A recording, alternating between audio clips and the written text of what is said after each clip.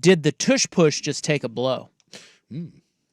Now, it sounds like the NFL is not going to do anything about the tush push. No, they said that they don't want to punish Philadelphia for being good at something, and there's just no momentum for it.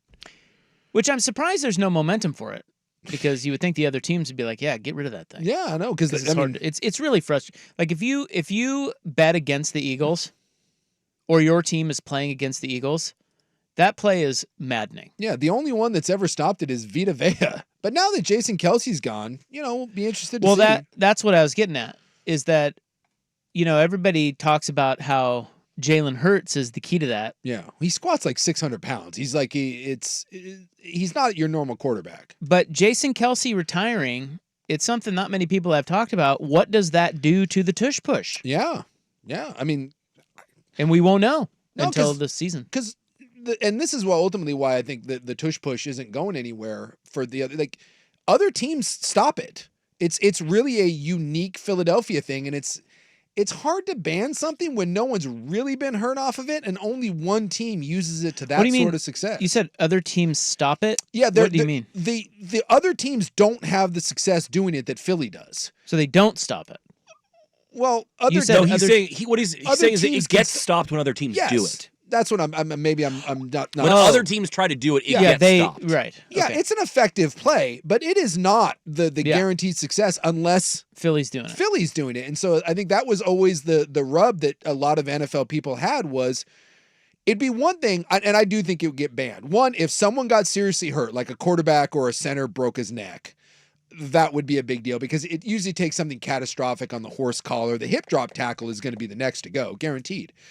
But we haven't had a catastrophic injury yet. Or if something like the kickoff has become guaranteed touchback. It's ceremonial, and it's going to change. If everyone ran the tush push at a 98% clip, they would get rid of it. But Philly's the only one that really runs it to this level. Well, what is it that they do so well? Everyone has tried to figure this out, and a lot of people do point to Kelsey being the best center in the game. Other people point to Jalen Hurts being a freak. Jalen Hurts was a power lifter. He's probably the strongest quarterback to ever play. And so people talk about that, and he's not real tall like Cam Newton, so he's a very compact sort of guy. I thought he was tall. No, Hurts isn't that tall. He's built more fire pluggy than a Cam Newton type. What does Kelsey do when you watch Kelsey on that play? He goes low. He just gets low, and then he's able to keep his feet driving. Because he's not. I don't think Jason's super big. He's right? not a big guy either. He's stocky and he's tough, but he's not as tall. So that maybe helps him go. Yep, and he's just able to kind of root people out. Like I said, the only one that really has stopped it is Vita Vea. And if you've ever seen Vita Vea, you know why he stops it, because you can't move him. He's like a block. He's a house. He's maybe the most immovable force in all of the NFL. But yeah, the tush push isn't going anywhere. And I am interested to see, as Hurts gets older and a little more nicked up and now no Jason Kelsey, I'll be interested to see if the tush push takes a step backwards. Well, the good thing is Kelsey will certainly pass along his tutelage to the next guy. Yes.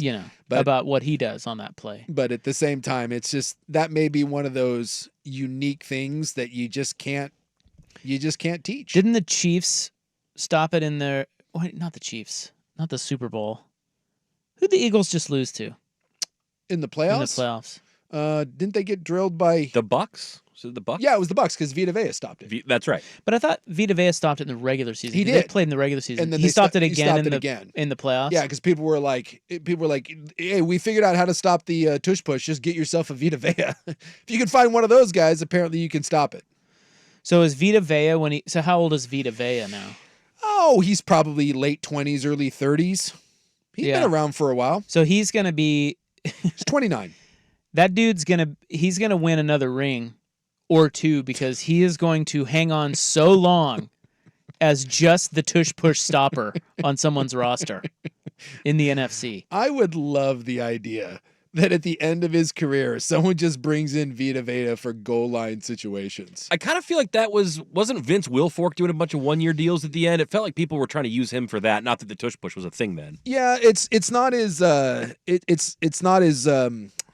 common to see those sorts of D tackles anymore. The game has changed a little bit, but there's always a place. If you're 340 and you can clog the middle and collapse the pocket, there's always a place. The one that I always remembered, when I was coming up, the game was not nearly as spread out, and it was still huddles. And like, go look up Ted Washington and Gilbert Brown sometime. I was just going to say, I remember Big Gilbert Brown with the visor for Green Bay, was it? The Gravedigger. Yeah. Yep. And then look up Ted Washington, who played for Buffalo, and John Henderson was another one. There were some dudes. There were some dudes that were just. I don't know where they made them. It was in some sort of lab, and they broke a mold. Like Ted Washington was like listed at like 370. My ass, dude. That guy was $4 bills, and you couldn't move him. He wasn't the most dynamic guy in the world, but you couldn't move him. You put his ass in the middle of something, and there's nothing you can do about it. He's terrified. Jason Kelsey did say that there was a rugby coach that the Eagles offensive line coach brought in a rugby guy. Oh, there you go. To help him with that play. Because that's just it's all it is a rugby scrum. And that's what Kelsey said. They asked Kelsey what makes that so special, what the Eagles do, and he said it's organized mass. Yeah. He said that's the whole thing. The guy just kept saying, and you can't stop it if it's organized properly.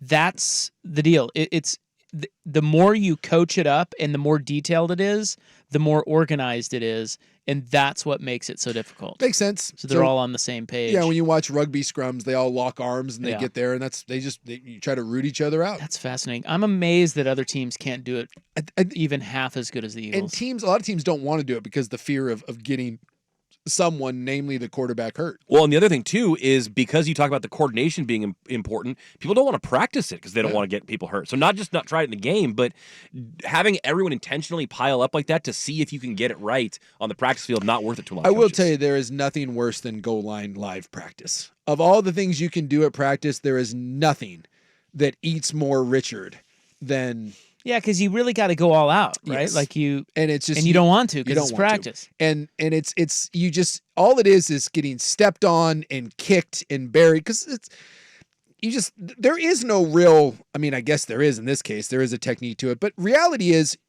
everyone knows what's coming. You fire off 8 inches from the ground against another giant human that's 8 inches off the ground. So you ram heads into each other, so that hurts. And then immediately you go down to your knees and you start digging, which means that the person beside you starts doing it, and you get your hand stepped on, you get your ankle stepped on, and then the damn quarterback or running back that's coming over the top of you, he steps on you or kicks you in the goodies.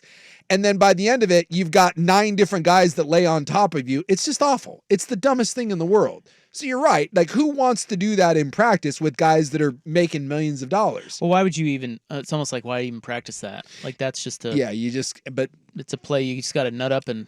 I just think it's a unique group of guys in Philly that I just don't think this is going to become a weapon for everyone in the NFL. I think it's pretty unique. So you want the numbers? Yeah. Overall, the success rate of the Tush Push in Philly is 93.3%. That's ridiculous. Jalen Hurts is 93.1%. Marcus Mariota, 100%. And the team is also 100% on 4th and 1. They've never been stopped on 4th and 1 using the Tush Push. Yeah. Well, they're 91.6% on 3rd and 1. Yeah, they do. Like, I've seen it where they'll do it on like 3rd and 3. Oh, and yeah. And it works. And then they know that if they don't get it, they just do it again. Do it again. If you're within 2 or 3 yards and you get 2 plays, you will not stop that. Maddening. Yeah. The other thing too that's a little funky that I know some teams it's hard to snap the ball when you're that low. Like as a center, that's another thing that Kelsey does is he doesn't there's no fumble exchange. When you're down and everyone knows what's coming like that, snapping that ball and making sure there's ball security, it's harder than you think.